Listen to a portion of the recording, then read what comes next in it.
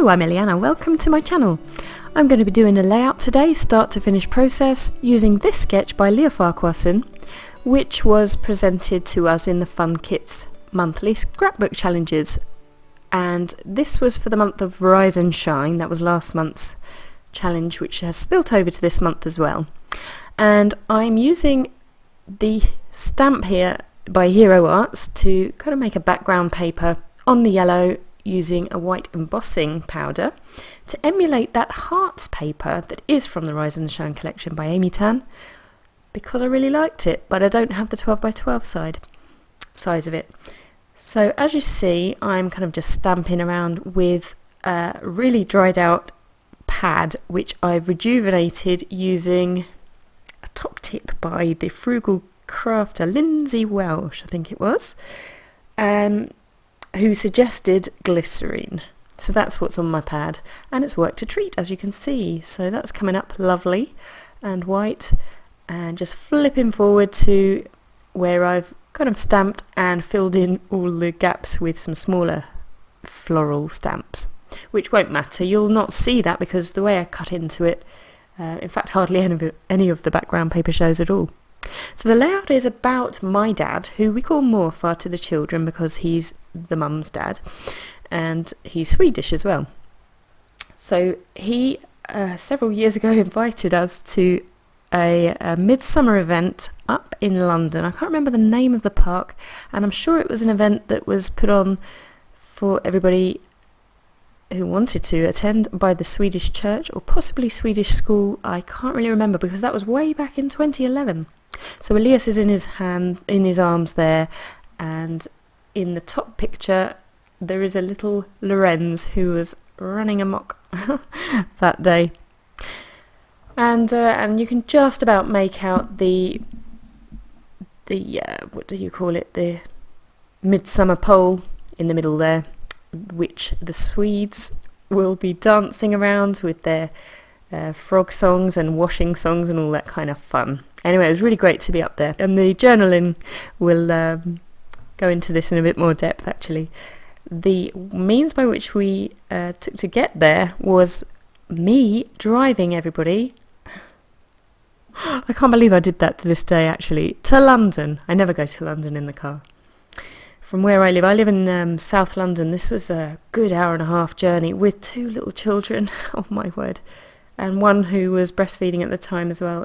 I don't know what got into me to think I could do that. It's my dad's suggestion. He always puts kind of a Dutch courage, or whatever you like, that I can achieve these things. So I kind of like that about him. We did achieve this thing. When I was driving Mr. Turning, went way over London Bridge, found a parking space though, really quickly, in a slightly residential central London place. So it was very pleasing. Anyway, I digress because the layout is running away with me a little bit there, and as you can see, at every opportunity I have been inking those edges with some chalk ink, and I think it was blue that I chose to go with, and I've been cutting some of the 6x6 sheets out from the Amy Tan collection to create a rocket, or what I've made to look like a rocket from that wonderful sketch. I don't know what I've done. I've kind of made it a bit too squat. I've obviously rotated it 90 degrees as well, which is fine, but then it's like a funny kind of a capsule there. Anyway, I'm sure the boys will be very glad that they're featured in a rocket. And the make it happen on a kind of map background paper seemed really fitting, since that was a trek and a half into and back from London that day. So layering everything all up, matting it onto some white cardstock, and piecing it all together, the pieces that I've cut. And the background piece, it's a kind of like a duck egg blue, slightly patterned. Must be one of the oldest papers ever, well, that I have, and I can't really place it, but I think, if I am correct, it might be a K & Company paper. It's double-sided but very thin, and it got a little bit crushed in my stash, so I'm not too bothered about that really, but I have covered that with a stripe of something else later, so luckily that won't show. But if I can be completely honest with you, I really wish I hadn't outlined that circle in blue. You live and learn. And going everywhere with the old Tombow Mono Aqua. Fantastic glue, but it's very slippy. So even though I was lining these pieces up, they kind of had the tendency to slide around again anyway. So luckily I'm kind of happy with the eyeballing of it, and it looks pretty straight to me. Just chopping off some of the edges there. Now watch what I do with those. I'm going to use those cut-offs to make a little cluster on the left in a moment.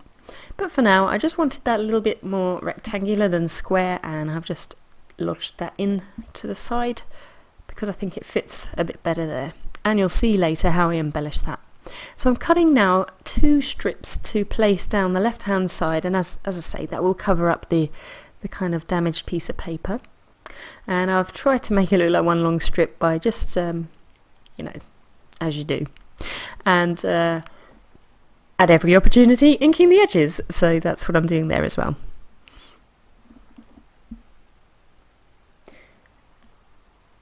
Now of course the layout is from 2011. The interesting thing is that we've just passed Midsommar again, and it reminded me, and it's kind of a coincidence that this is the layout I chose to narrate, which might seem a little strange given that I choose the order. But what I meant to say was that I decided to go back to the Rise and Shine and show you one of those layouts again. It just happened to be that one. And furthermore, the most recent layout I had done at the time I selected this for editing a couple of days ago had been using that yellow paper again, so some more scraps of that yellow. And I thought, that's rather interesting. Anyway, so back to the layout. I'm pulling out some of the Craft Market embellishments as well as some real Paper Mania pearls, which you'll see me use later, and some other kind of bits and pieces of ephemera. I'm skipping forward quite a bit. You'll notice I've spelt out Midsommar there with silver lettering that I don't end up using, and I'm placing down some embellishments that I'll end up moving, and you'll see later exactly where they go, so you're not missing anything by me having kind of edited that out. It was just turning into quite a long process actually. So I've gone with the Heidi Swap blue glitter thickers there to spell the first part of Midsommar. Then I've switched the M from the Remarks American Crafts stickers. I think I must have got those in a Hobbycraft sale. And then I've kind of carried on with the same letters but in the same direction as the blue. So that spells Midsommar, and then I've used the M, obviously switched round to spell Morfar, which means with Morfar. So I've kind of used that M 3 times. Talk about frugal crafter. Lindsay Welsh, eat your heart out. I love her. Anyway, I digress again. So where are we going? I'm pulling out those yellow dots from a quirky kit, one back. And I do end up using one of those in my top left embellishment cluster, so I'm very pleased about that. And this badge, I can't call them anything but badges, they're flares, aren't they? With the star on it, I've just popped down there. That's also from an old quirky kit. And I'm trying to read the branding and I can't quite read it from the packaging, but maybe you can pick that up from where you're sitting. And I've used a little yellow chevron piece. Again, I think that's from the Amy Tan ephemera pack that came with her collection. The pink stripes though, they're from an autumnal quirky kit that I was really pleased to get some use of today. Those are the strips, the map strips that I cut off the edge of Make It Happen. So I'm just layering those up to make a kind of loose ribbony bannery looking thing, along with some of the matching heart cut off for the top of the rocket there, if you see what I mean, and probably an IKEA arrow there, or some kind of a piece of stationery I had kicking around that I thought kind of emulated the Rise and Shine stuff a little bit. I'm just sticking down a few bits more of these, these are the pearl dots. And I think you saw me move that cool sticker, that green sticker, because I had it over there by the Make It Happen circle, but I just wanted to stretch it over to the other side, just kind of going with the principle of repetition, because they're both green circles, just to draw the eye over a little bit, I thought. So just writing wherever I can a little bit of the time and the place. So this is Svenska kyrkan in London, Well, it's somewhere near there, I'm pretty sure, if my memory serves me right. But me and my sense of direction means that I could have been driving anywhere and you could have told me I was somewhere and I'd have believed it. And this is the journaling. I'll read it for you, actually, because I think I do a few more bits on the page, even past writing, so I've got a little time. If I just hurry up. I drove us there, overshot across London Bridge, and swung a swift Yui. Found a parking spot fairly easily. Who does that in London Central? With Dad, most things just work out. It's always been that way. Hey yahoo! Almost in time for torte. Lorenz wouldn't eat hot dog. Wasted treat. Choosing to hide in bushes instead. I wore Elias. So funny to be in the midst of a Swedish celebration, knowing nobody but ourselves. Worth it for the memories. So that's it, really. As you can see, I'm just using up the last of that white ink that I've been using to splatter the background with. And thank you so much for watching. I'll see you again soon. Bye!